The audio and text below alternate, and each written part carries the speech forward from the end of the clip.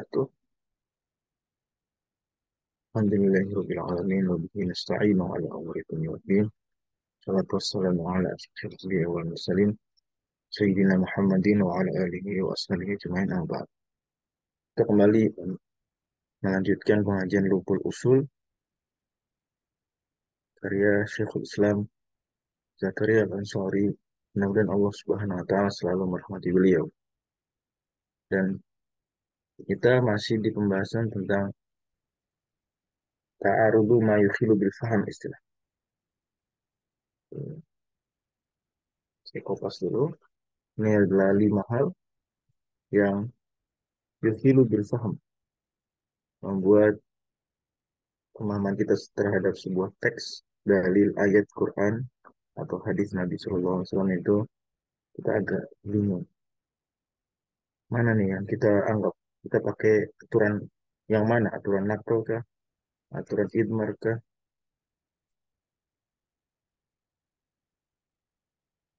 Dan kita sudah sebutkan urutannya di pekan lalu.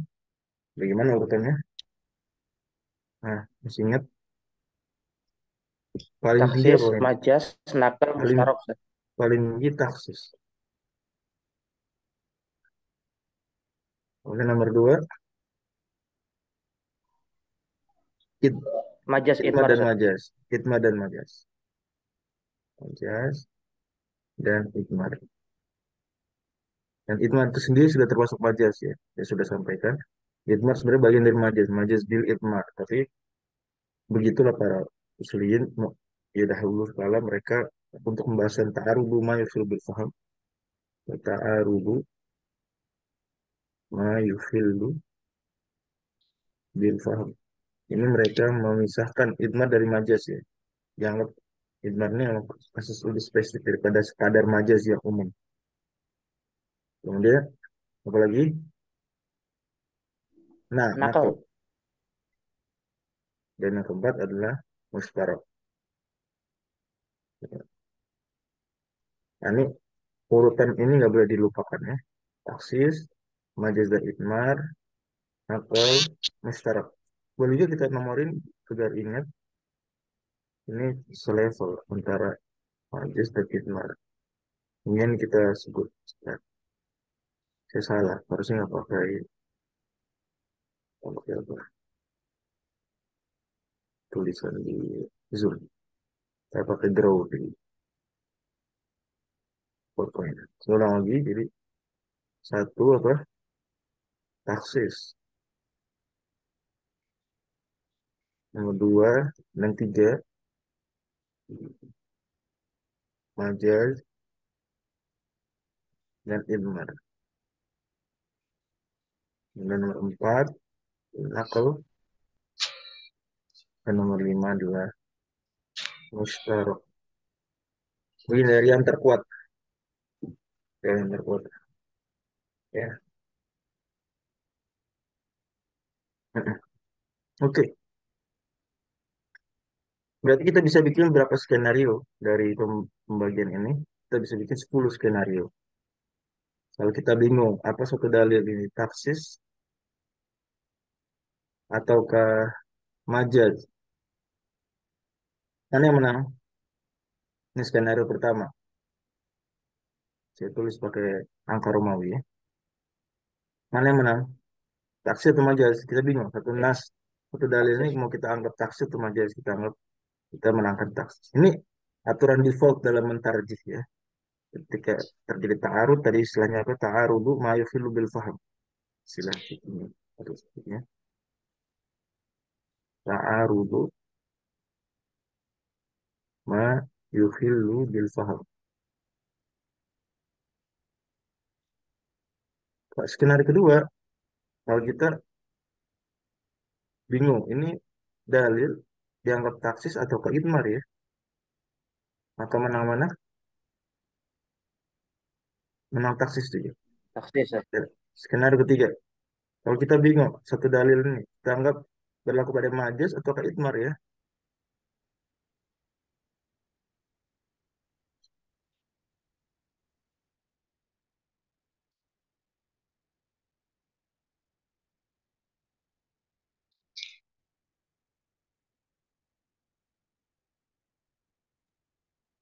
Nah, ya, jadi yang mana? Berlakunya majaz atau idmar? Setara Ustaz. Nah, setara. Nah, kita berarti cari murojih lain. Oke. Skenario keempat, kita bingung apakah dia oh, saudara sebelum ini kita taksis dan nakal dulu ya sebentar. Taksis dulu. Mana kamus nih ya?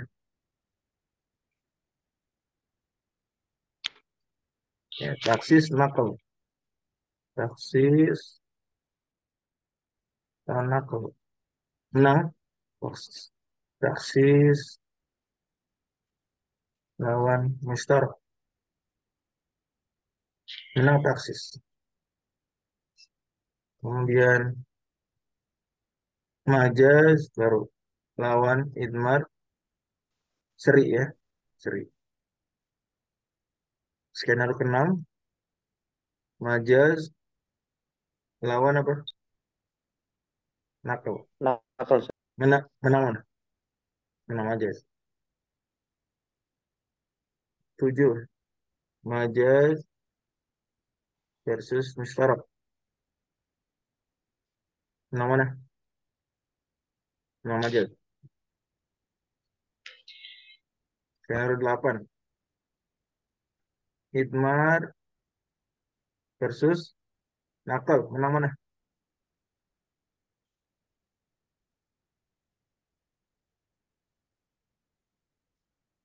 Idmar lawan Nakal. Menang mana? Idmar. Idmar Ustaz. Nah, Idmar Ustaz. terus apa lagi? Idmar lawan Mustarab. Menang Idmar juga. Terakhir 10. Nakal lawan apa? Mustarab. Menang Nakal. Jadi dari 5 unsur ini kita dapat 10 skenario. Yang kata Syekhul Islam, juga tadi Ansori yang kata 126 Hijri ya. Para ulama menyebutkan 5 ini kemudian menjadi 10 skenario.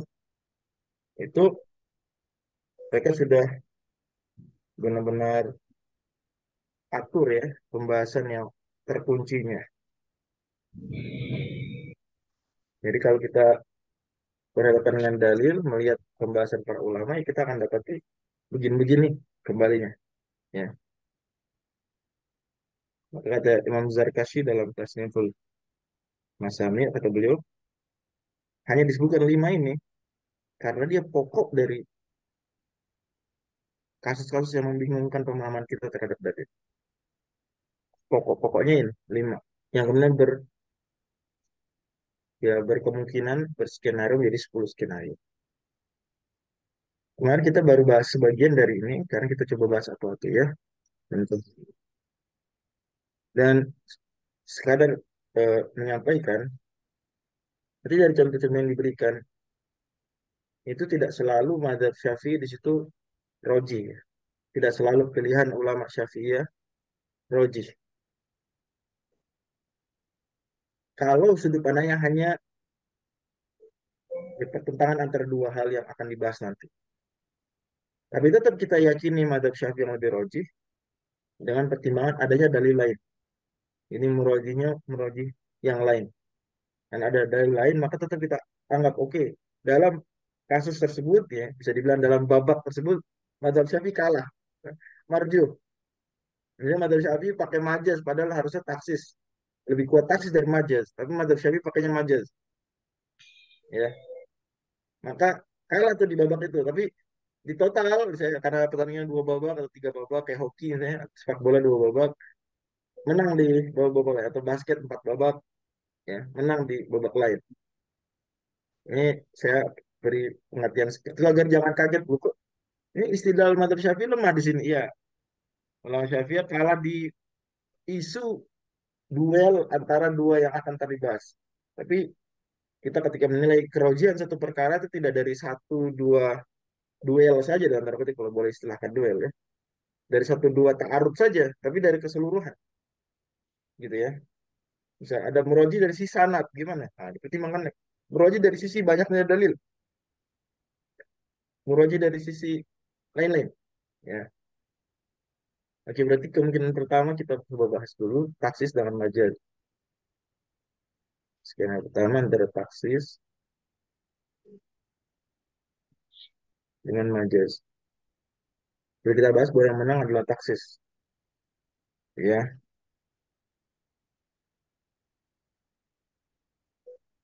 dibawakan misalnya saya bawakan pembahasan contoh ini dari paparan Imam Isnawi yang saya padukan dengan contoh-contoh yang diberikan oleh Syekhul Islam dan juga Imam Zarkas. Semoga Allah merahmati beliau dan juga Imam Al-Mahalli. Misalnya contohnya, sudah kita singgung pertemuan lalu. Wala ta'kulu mimma lam yudhkar ismullahi alaih. Wala ta'kulu mimma lam yudhkar ismullahi alaih.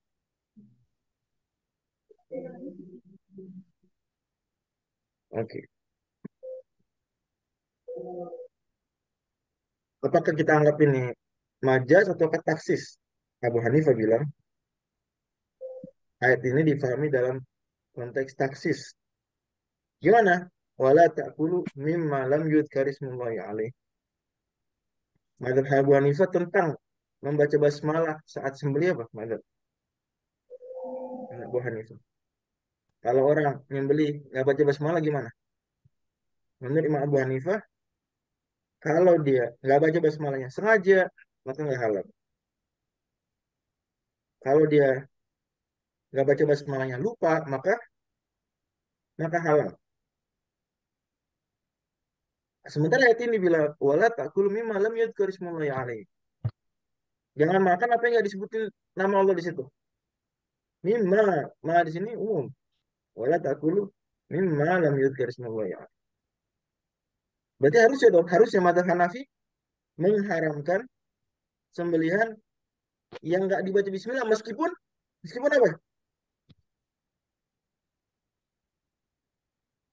Ah, meskipun Lupa. lupa, meskipun lupa. Harusnya gitu dong.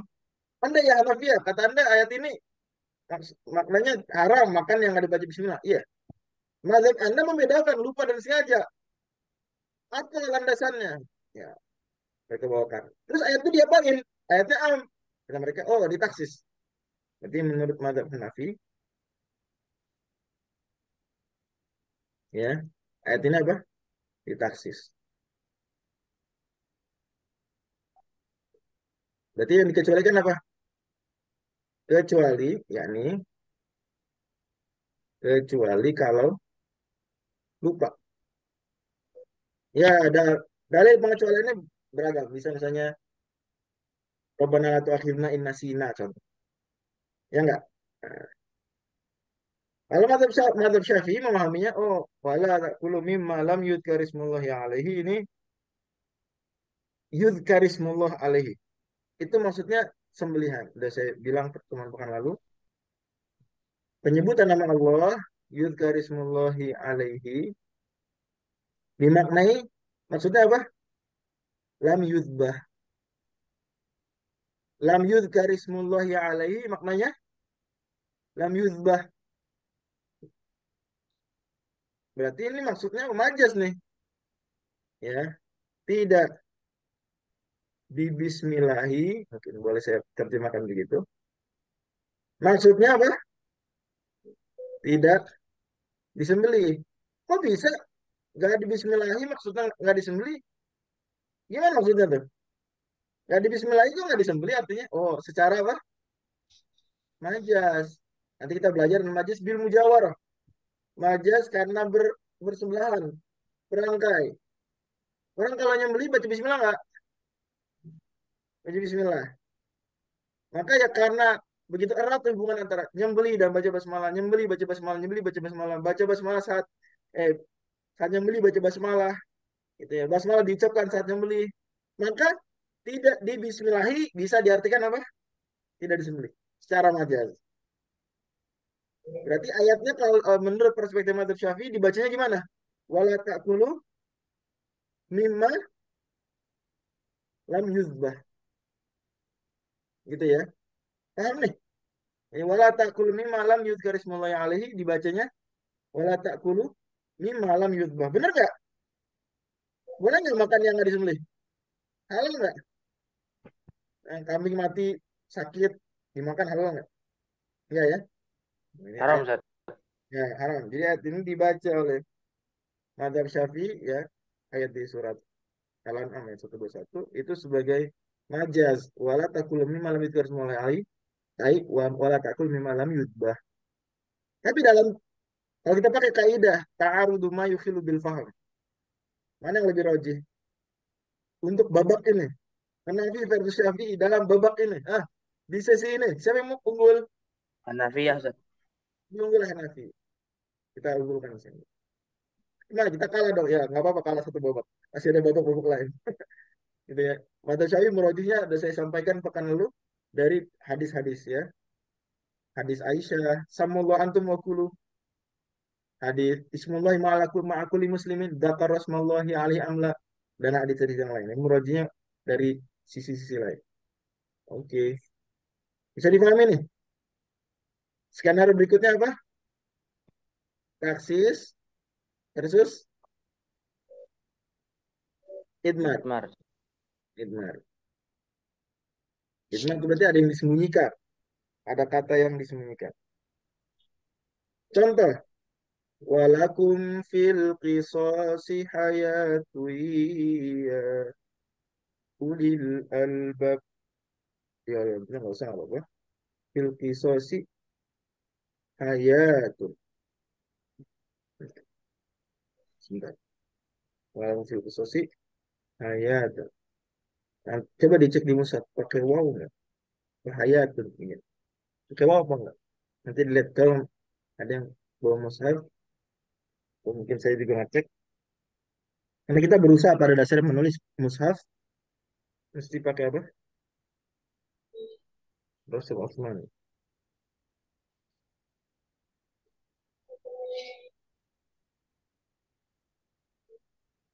Oh, pakai wow. Nah, pakai wow. Tetap aturan normal. Ya. Walaupun fil kisosi hayatun. Oke. Gimana nih? Apakah taksa apakah idmar? Walakum. Lamirkum di sini. Walakum. Kepada siapa? Ajak ngomongnya. Walakum. Domir umum kan? Kaum muslimin, Ustaz. Walakum. Nah, harusnya kaum muslimin. Tapi sebagian bilang, oh enggak. Ini kepada ahli waris. Ya, sebagian ulama men- mentaksisnya ya yang diajak bicara kalau kita bilang domir kum ditaksis menjadi hanya ahli waris. Gimana maksudnya? Yani kalian wahai ahli waris kalau melakukan kisos, yani bapak kita dibunuh, kita menuntut kisos. Dengan kita melakukan kisos, maka kita jadi selamat. Ahli waris selamat, ada kehidupan kita. Kenapa? Karena tanpa dikisos, kita asal balas dendam aja bunuh, tanpa melalui mekanisme kisos di pengadilan, apa yang terjadi? Bapak saya dibunuh, misal. Saya bunuh pembunuhnya langsung di jalan. Apa yang terjadi?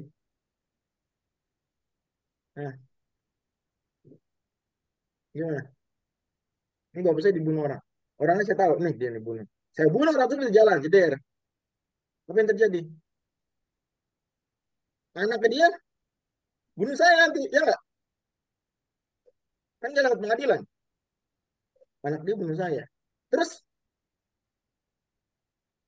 kalau saya udah dibunuh, adik saya bunuh dia. Terus gitu. Nah, jadi kalian yang ahli waris, ada kehidupan buat kalian dalam kisos. Jelas ya? Tapi ada lagi sebagian ulama lain bilang, ini untuk para pembunuh. Domirkum, maksudnya adalah apa? Pembunuh. Ada yang bilang, domirkum untuk seluruh manusia. Nah, ini yang penting. Domirkum kalau untuk seluruh manusia, Berarti ada idmar. Gimana idmarnya? Ada yang disembunyikan. Apa yang disembunyikan? Domirkum untuk semua manusia. Dan ini yang kita mungkin lebih populer pahami. Idmarnya berarti apa? Mudmarnya yang disembunyikan. Yang di Ayuhan nas. idmar. Bukan. Walakum fil qisasi hayatun. Takmirnya. Ini walakum fi. Bukan dalam kisosnya. Fi masyru'iyatil kisos. Nah, walakum apa? Jadi bukan dalam proses kisosnya. Tapi pensyariatan kisos. Ai ma ai. Bilang ai. Fi masyru'iyatil kisos. Fi masyru'iyati al-kisos. Nah, ini manusia secara umum dia untuk mendapatkan kehidupan nggak harus ada kisos dulu kan? Ya nggak? Nih kalau untuk ahli waris, mereka mendapatkan kehidupan manakala si pembunuh dikisos karena bisa jadi kalau dia nggak dibunuh dengan kisos, apa yang terjadi? Pembunuh tersebut akan bunuhin adik-adiknya musuh. Saya ulang, domirkum ditaksis menjadi hanya ahli waris, walakum ay ahlal ya al waras ayuhal waras. Dalam kisos ada kehidupan. Karena dengan pembunuh tersebut ditumpas oleh pengadilan secara resmi, mekanisme yang jelas, hukum acaranya, maka dia nggak bisa bunuh kalian lagi. Begitu juga adik-adiknya, anak-anaknya, teman-temannya nggak bisa bunuh kalian lagi. Berarti ada taksis. Ulama lain bilang enggak. Hukum ini manusia semua. Nggak ditaksis. Semua manusia. Terus gimana? Apa hubungannya? Apa kita untuk mendapatkan kehidupan harus ada yang dikisos? Enggak. Cukup ada syariat kisos. Dengan ada ancaman siapa membunuh. Misalnya di KUHP pasal 238 contoh ya. KUHP tahun berapa mudah-mudahan Allah Subhanahu wa taala wujudkan satu ketika. Ya kita harap nanti orang-orang Indonesia, para wakil rakyatnya setuju ya dengan senang hati, dengan suka hati. Mereka sadar bahwasanya hukum Allah berupa kisos itulah opsi terbaik. Bahkan itulah kewajiban untuk ditegakkan. Ya, amin ya rabbal alamin. Nah, walaupun fil qisasi hayatun. Dengan di KUHP ada tulisan siapa membunuh orang maka dikisos. Berarti kan hanya pensyariatan saja toh, ya nggak harus penegakannya, nggak harus eksekusinya tapi. Nah kalau ini eksekusi, sebanyak lain pertama eksekusi nih. Ya. Kisos ini difahami kalau tanpa ada kata-kata masyru, iya berarti pada eksekusinya, kisosnya. Tapi kalau kita pahami semua manusia, maka nggak harus dieksekusi dulu. Cukup dengan disyariatkan diumumkan kisos tersebut, sudah ada kehidupan buat manusia lain, yaitu mereka tidak terancam bunuh karena orang-orang takut membunuh. Kalau membunuh akan dikisos. Oke, pertanyaan saya sekarang, mana yang lebih kuat dengan konsep seperti ini? Ini kalau kita pertimbangkan hanya murojihnya hanya taksis versus idmar. Mana yang menang? Menang taksis. Berarti Ustaz. sebenarnya ini roji. Roji itu apa? Domir kembalinya ke ahli waris. Kalian ahli waris mendapatkan kehidupan ditaksis menjadi ahli waris ketika ada eksekusi kisos karena pembunuh bapak kalian membunuh kakak kalian gitu ya sudah ditumpas sehingga dia nggak akan lagi mengganggu kalian dan itu pas dengan cara yang resmi sehingga teman-temannya nggak akan menyerang kalian demikian tapi sekali lagi ini hanya satu dari sekian pertimbangan tarjih di sini mungkin lebih menang domir kum li taksis di pertimbangan-pertimbangan lain mungkin kita bawakan kaul ulama kaul salaf ya penafsir A B C mungkin naik pendapat yang kedua lebih kuat kemungkinan ketiga taksis lawan apa nah nakal taksis lawan nakal lebih kuat taksis. Contoh dibawakan oleh Imam Aisnawi, misalnya kata-kata al-bay' wa ahallallahu al-bay'a ya ini dulu. Wa ahallallahu al-bay'. Dan Allah Subhanahu wa taala menghalalkan jual beli di surat Al-Baqarah. Menurut madzhab Syafi'i, saya bilang, seorang ulama Syafi'i mengatakan al-bai' di sini baik secara bahasa.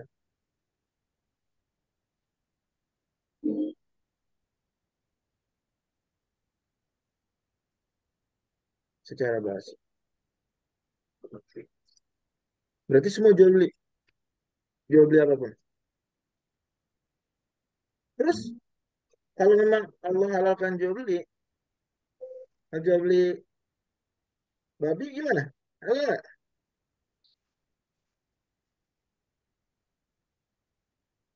Nah, gimana? Jual beli babi halal nggak? Dan Allah Ditaksis dengan yang menghalalkan fasad. itu ditaksis lah, taksis. Secara bahasa aja pada dasarnya. Tapi ditaksis itu dikecualikan kecuali kalau ada dalil melarang jual beli goror, apa lagi jual beli babi, ya. Oke.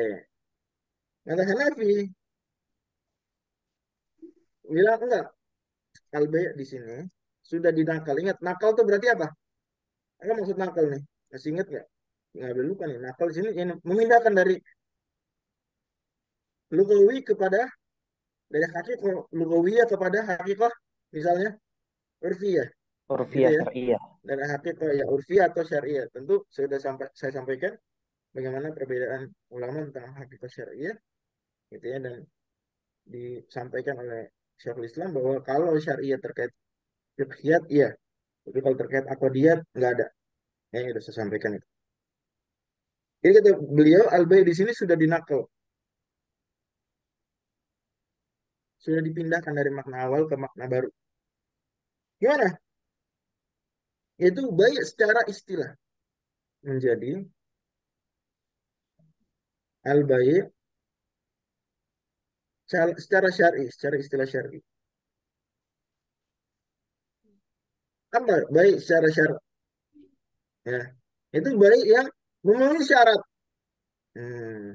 Jadi kan jual beli secara lughah semua jual beli. Jual beli secara syariat hanya jual beli yang sesuai dengan syarat-syarat syariat. Oke? Berarti menurut Hanafiyah, wa ahallallahu al-bai' ditaksis nggak? Perlu ditaksis nggak berarti? Tidak, Ustaz. Tidak perlu. Kenapa nggak perlu ditaksis? Cukup Karena nakal. makna al-bai' di sini sudah makna syar'inya. Wa ahallallahu al-bai' syar'iyya. Allah menghalalkan jual beli yang syar'i. Saya ngapain ditaksis? Imam Syafi'i butuh taksis. Karena beliau bilang wa ahallallahu al-bai' baik secara bahasa semua baik. Mau jual beli bayi, babi, baik. Jual beli bayi, babi, baik juga. Jual beli goror baik juga. Itu perlu ditaksis. Nah, jelas ya pertanyaan. Berdasarkan kaidah urutan tadi, hierarki. Wah, kita juga ada hierarki pentarjihan. Mana yang lebih menang? Taksis apa nakal?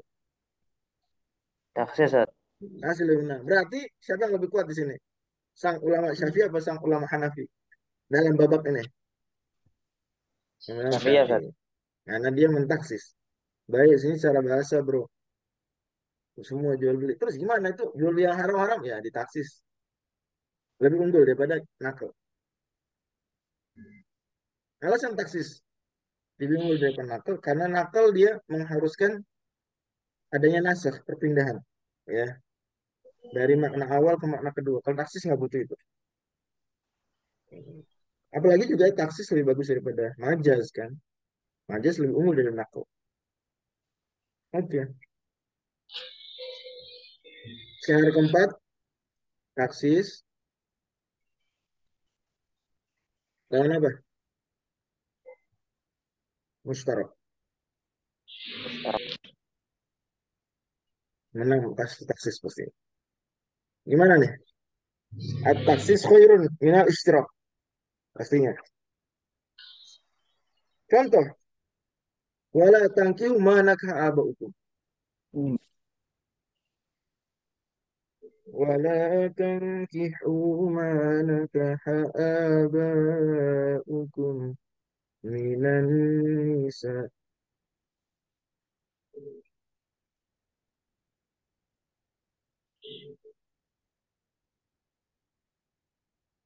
illa ma qad salaf.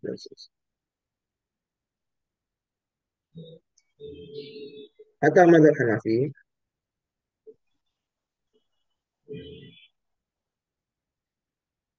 nikah di sini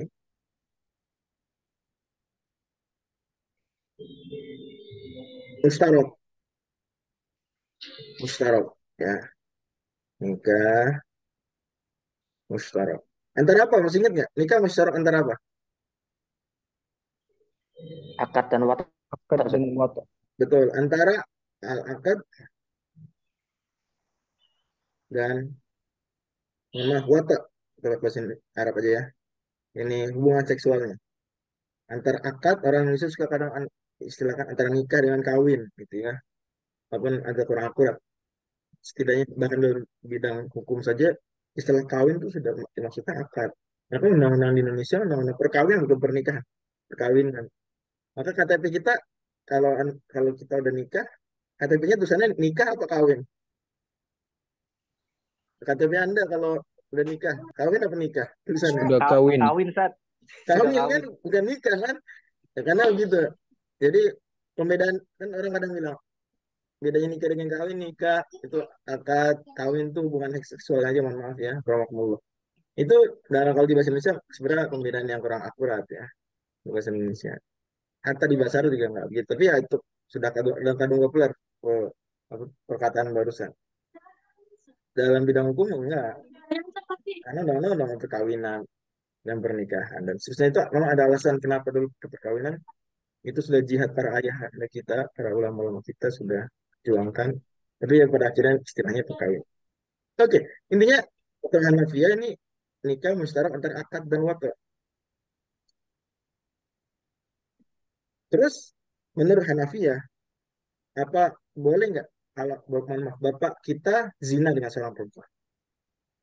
Naudzubillah min dzalik. Kita nikah dengan perempuan tersebut boleh nggak? Saya ulang, bapak kita, akramakumullah, naudzubillah min dzalik, zina dengan seorang perempuan. Zina ya, nggak nikah, zina.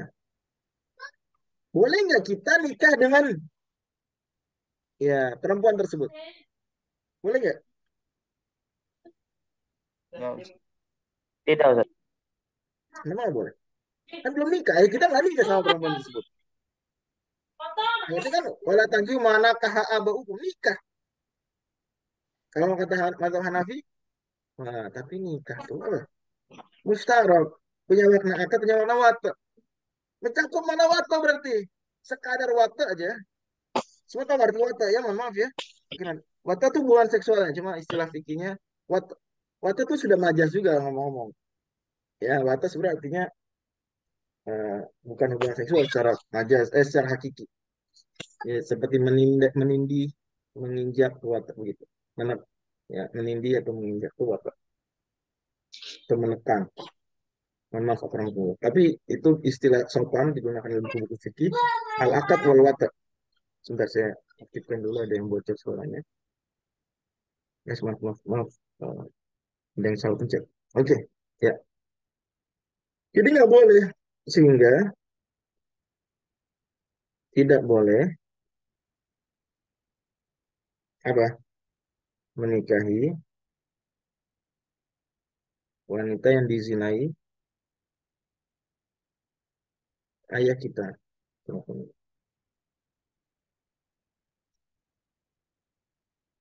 Jelas nih.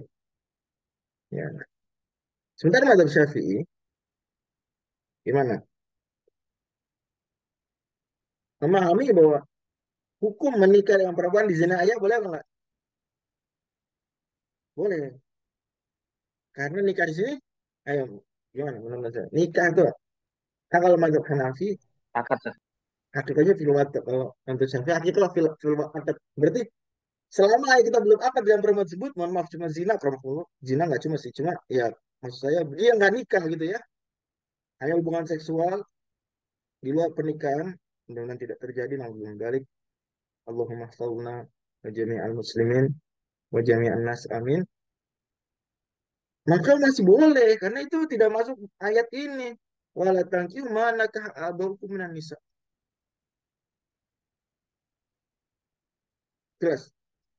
Jadi, nikah di sini kata Madzhab Syafi'i, nikah naik akad. Boleh, sehingga boleh apa? Menikahi wanita yang dizinai ayah kita. Nanti ditanya Hanafi lah, bagaimana kalau akadnya fasid? Ayah kita nikah dengan seorang, akadnya nggak sah. Masih boleh nggak kita nikah itu dengan perempuan tersebut? Saya tanya. Boleh nggak?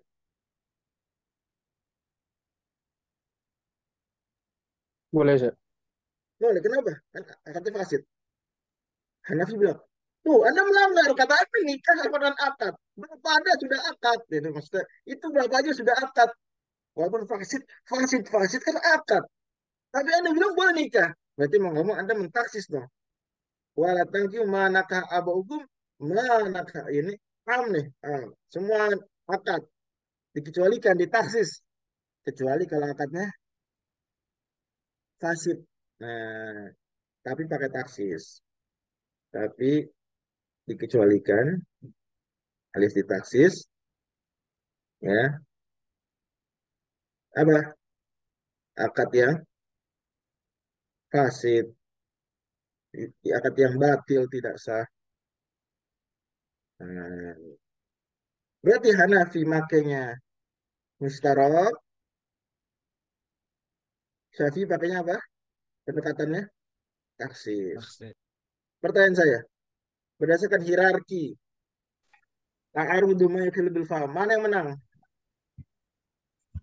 Taksis, Sir. Mana yang lebih roji di babak ini, mana yang lebih roji? Lebih menang, lebih unggul. Taksis lebih unggul. Taksis. Berarti madzhab Syafi'i lebih unggul di sini. Lebih tepat difahami dengan taksis daripada difahami dengan mustarok. Allah misal. Kasus kelima, majaz versus apa? Idmar. Seri ya. Jadi boleh sebenarnya kita ganti saja semuanya dengan tanda matematika, simbol pakai ini kayak gini ya. Biar langsung aja kita simpulkan. Tuh,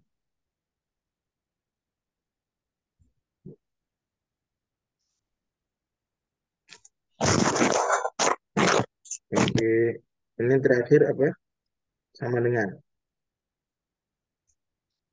majaz sebenarnya idmar. Mungkin ada minoritas ulama tapi tidak dikuatkan kalau ulama Syafi'i, ada minoritas ulama yang menganggap majaz lebih unggul dari idmar. Karena kata mereka majaz lebih dominan, lebih sering dengan idmar. Dan idmar sebagian dari majaz. Tapi ini tidak dikuatkan. Yang dikuatkan adalah sama dengan majaz sama dengan apa? Sama dengan idmar. Oke,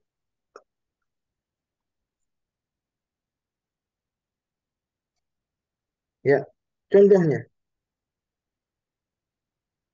oh ini udah kita berikan contoh pekan lalu ya. Sudah. Apa contohnya yang saya berikan pekan lalu?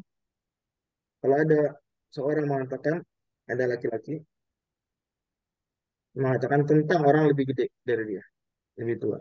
Mengatakan, saya kata dia, ada ibni. Masih ingat ya? Hadza ibni. Sementara ini udah lebih gede. Ini kecil. Mungkin nggak? Mungkin nggak sebenarnya? Hadza ibni mungkin nggak difahami hakikatnya? Hadza ibni. Mungkin nggak? Boleh, anak saya. Gimana, gimana? Gimana? Nggak mungkin dong. Nggak mungkin dong hakikah. Orang dia lebih kecil kok. Gimana anak lebih kecil dari bapak? Nggak bisa ya? Gitu. Villa ada lah. Anda jangan bilang pakai mesin waktu. Ya, villa ada.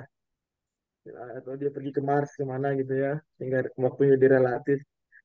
Dan cerita. Ini villa ada dalam kondisi normal. Ya kalau ada orang bilang, ada ibni. Ini lebih gede. Maka, yang padahal ini budak. Ini budak. Itu tuan. Lebih muda. Ya, budak lebih tua. Maka menurut mazhab Hanafi, dibawa kepada apa nih? Hadza ibni, difahami apa?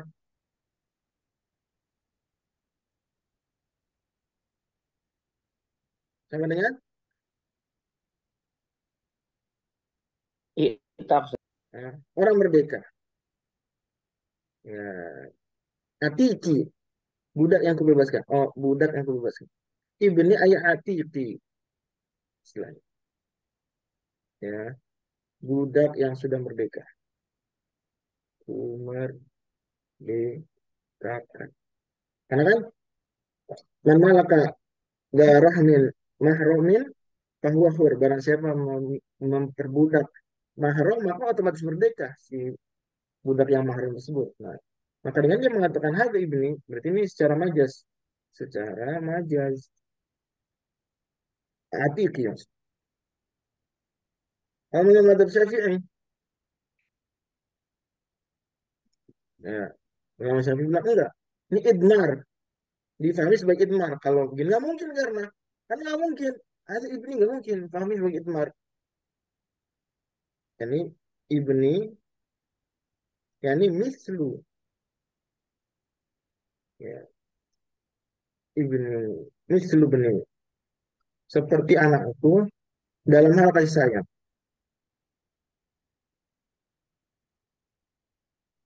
Dalam hal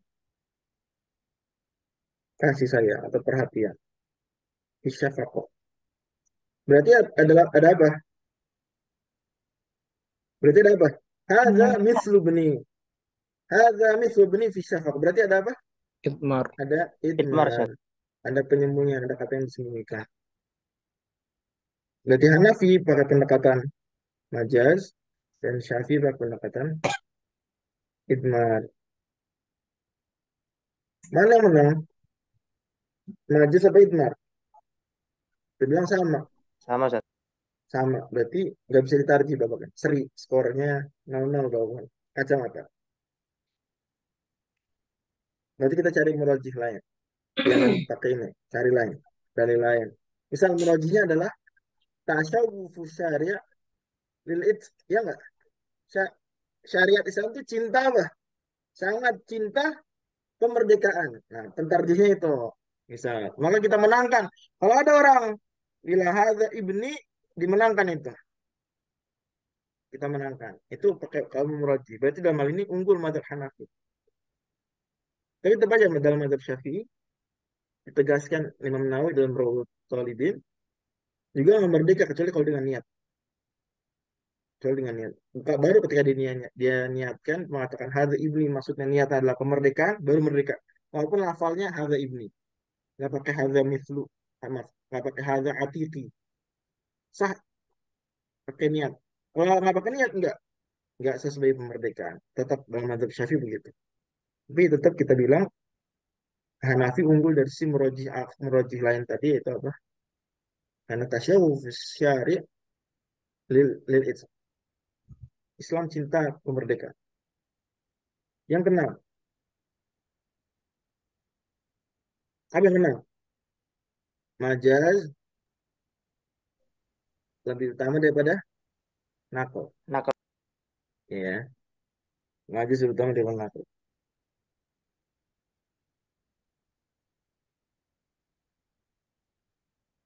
Contoh, kata-kata sholat misalnya. Kata-kata sholat. Kata as-sholat.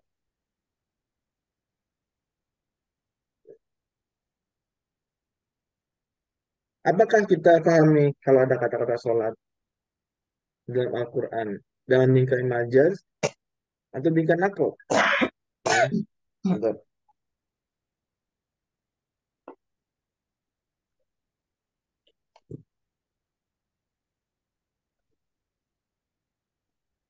Ya.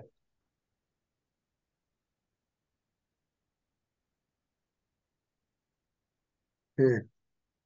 Masih ingat nggak masalah apakah ada hakikat syariah atau enggak?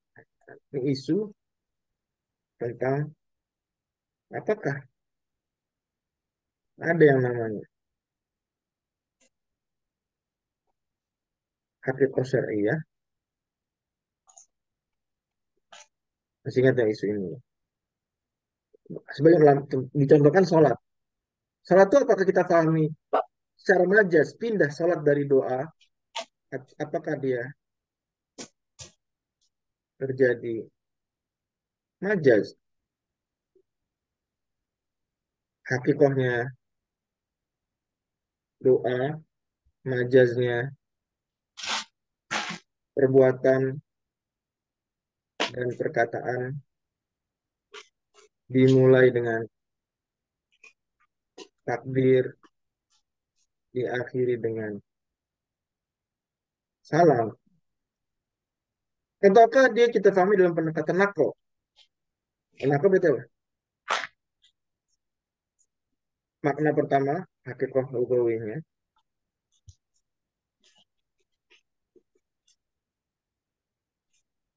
Itu makna lugawi lah kita boleh bilang. Makna lugawinya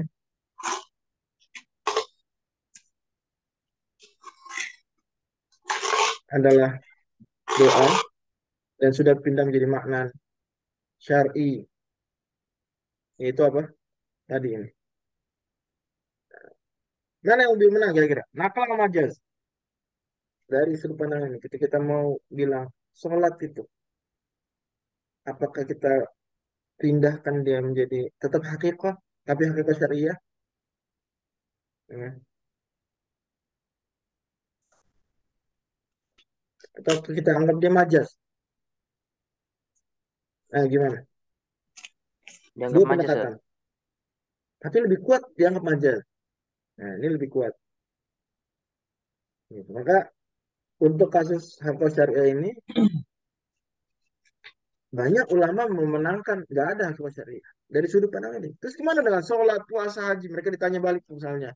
Agama mereka ya mendingan majas daripada nakal. Gitu. Nah, bagi yang mengunggulkan nakal, terjadi nakal, mereka mau nggak mau harus cari murajih lain. Mereka mau nggak mau harus cari murajih lain. Gitu. Nakal kalah unggul, kenapa? Karena nakal menghilangkan makna awalnya. Membuatnya nggak mungkin. Mau ada korina nggak mungkin. Karena udah pindah maknanya. Kalau majas masih memungkinkan pakai hakiko ketika nggak ada korina. Di situ lebih unggul majas. Oke, kita agak cepat sedikit. 7. Nomor 7 apa berarti? Majas lebih utama daripada musyarak. Benar ya? Majas lebih utama daripada musyarak. Skenario nomor 2. Ya, ini kita bahas masalah nikah. Misalnya hatta tankiya zaujan ghairuh.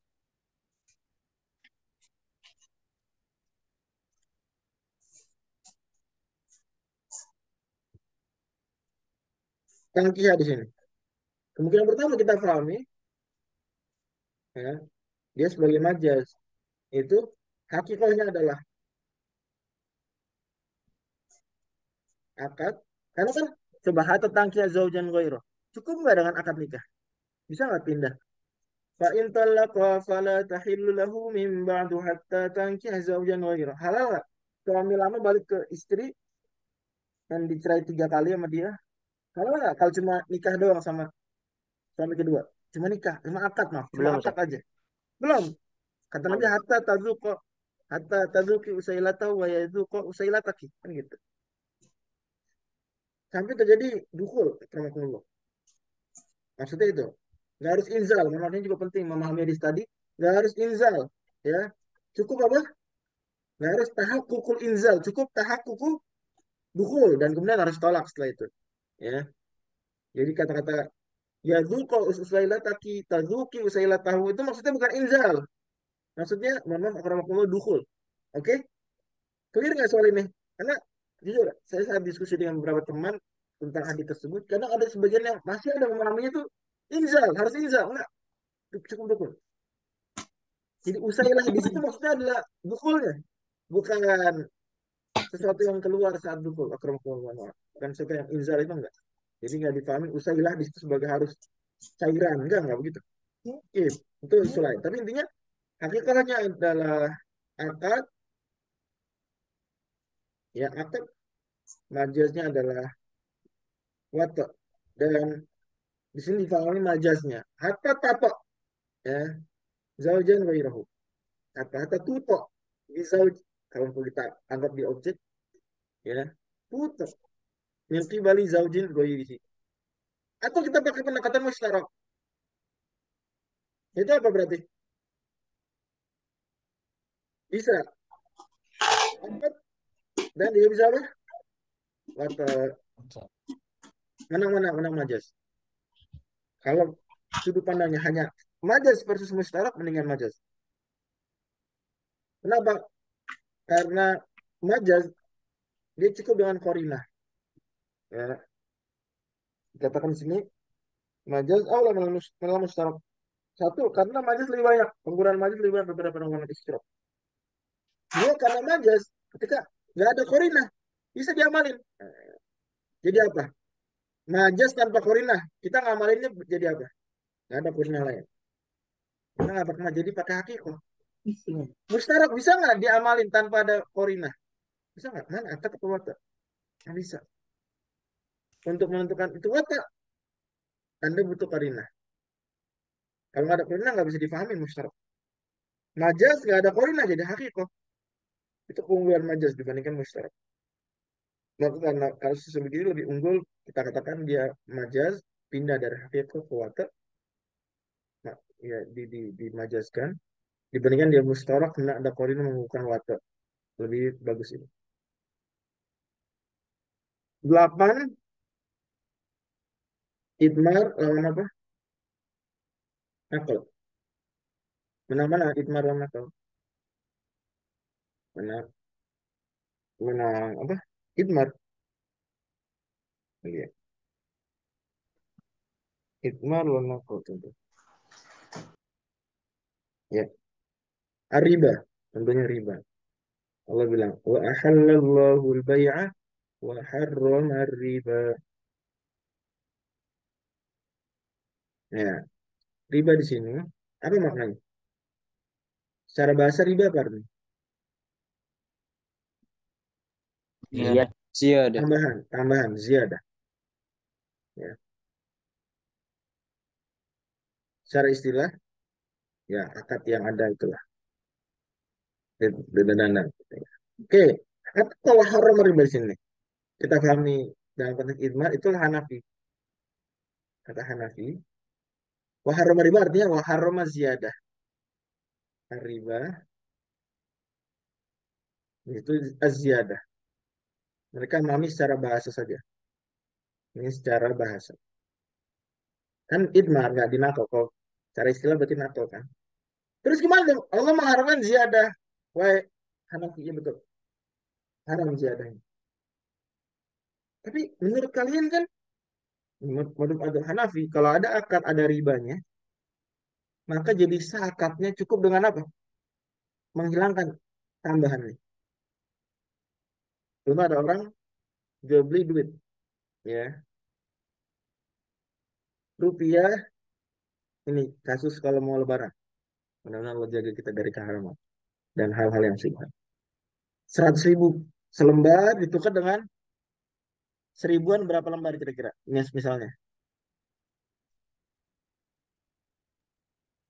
Nah, seribuan 96 lembar contohnya. Tukar 100.000 selembar dengan seribuan 96 lembar. Riba nggak nih? Riba nggak? Riba. Riba dong. Ada Riba. ziyadah, 4.000 ziyadah tambah. Akadnya nggak sah. Menurut Hanafi, bisa langsung jadi sah tuh akad dengan cara apa? Tambahin 4.000. Membalikan 4.000. Nambahin 4.000 yang ngasih 96.000 tadi, nggak tambahin 4.000 supaya nggak ada ziyadah, nggak ada tambahan. Oke. Dengan dihilangkan itu 4.000 ini 4.000 Pak. Kata tadi jadi sah. Cukup dengan menghilangkan riba, menghilangkan iya ribanya, yaitu ziyadahnya. Kan mereka memahami secara bahasa. Kalau menurut Mazhab Syafi'i bisa jadi sah nggak dengan cara gitu? Nggak bisa. Katanya dari awal sudah apa? Sudah akad riba. Akad riba Fasid. kasih udah nggak sah. Kalau mau halal pulang. Ulang dulu, jangan mensahkan akad tadi nggak bisa, itu udah akad nggak benar. Sekadar kita ispat saja ziarahnya nggak cukup. Kita ulang akadnya. Nah, berarti Madzhab Syafi'i memahaminya bukan riba secara bahasa. Ya, kalau Madzhab Hanafi riba secara tambahan. Dan mereka bilang halal kalau dihilangkan ziarah, berarti sebenarnya ada idmar. Berarti ada idmar. Tuh, tambahin. Karena menurut mereka akadnya jadi sah hanya akad riba ya. Jadi sah hanya dengan menghilangkan, menggugurkan ziyadah, berarti ada idmar. Yaitu apa? Waharrama riba idza lam yusqat. Hmm, berarti ada idmar.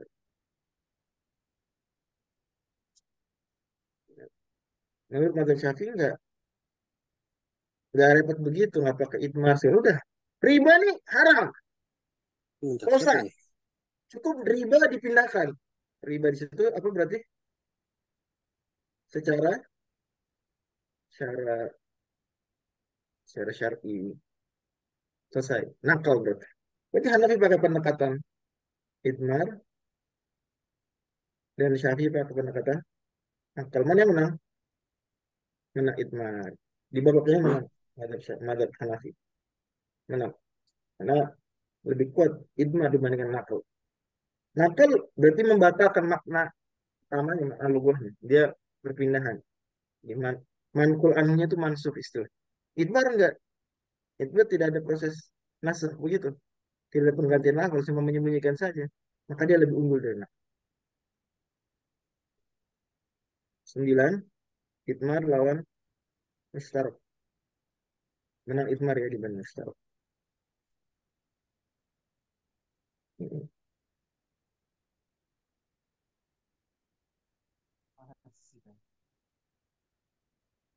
Ya. Misalnya was'alil qaryah. Was'alil qaryata allati kunna. Mudah-mudahan saya benar nulisnya. Apa kita pahami? Kemungkinan pertama ada idmar. Itu apa? Was'al Akhlak. ahlal qaryah. Nah, idmar. Ataukah kita pahami mustarak? Yaitu memang qaryah di situ maknanya bisa apa?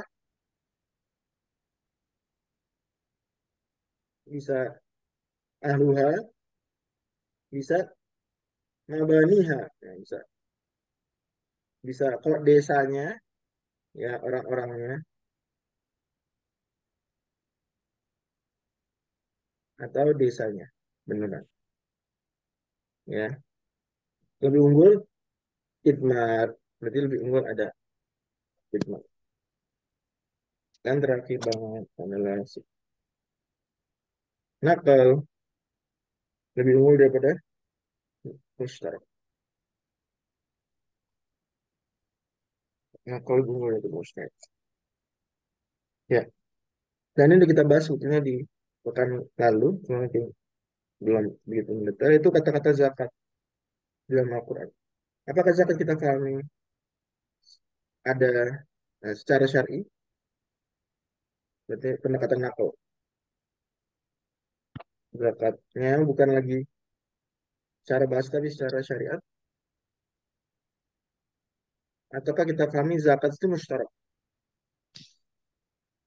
Yaitu zakat bisa artinya apa? Tumbuhnya harta,